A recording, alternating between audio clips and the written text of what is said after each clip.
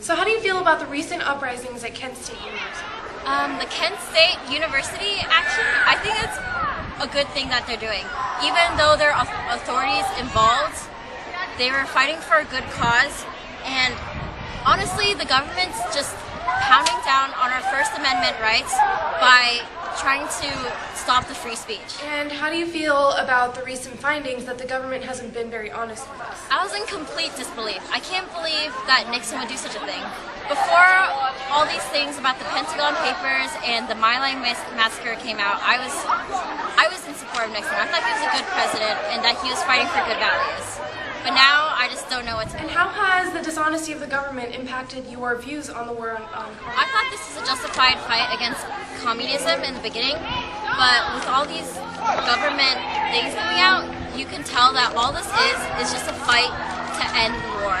And as shown with like the tent offensive, you can see that like millions of lives are just being killed. And now we're going to go to Emma Patton in Peachtree, Georgia, who's going to tell us her touching story about her brother who served in the war. Emma? Well, my brother Jacob was killed in the Camp Holloway attack. We actually received a letter 2 days ago in the mail, and I guess there was an attack from the Viet Cong in Pleiku, which is in southern Vietnam, and I mean, they didn't see it coming. The whole camp was destroyed, and nothing was left behind except for ruined bodies, ruined ships, ruined everything.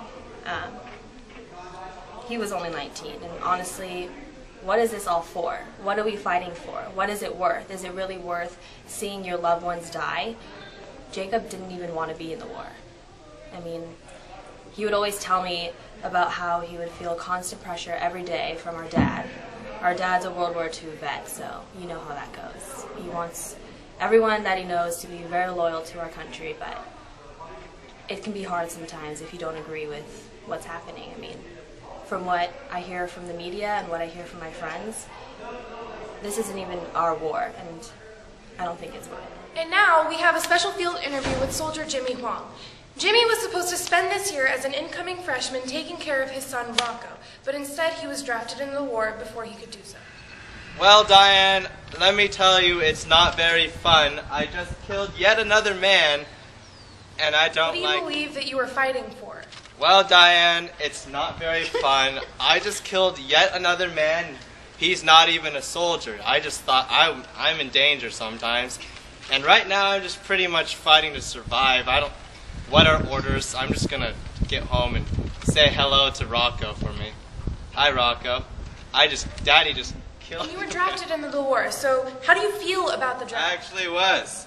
And I don't really like the fact that I was drafted here.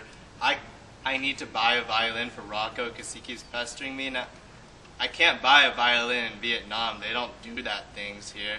They keep shooting at me, and I just want to buy a violin. So, you know, overall, I thought it was going to be a cool shindig. It's not a cool shindig.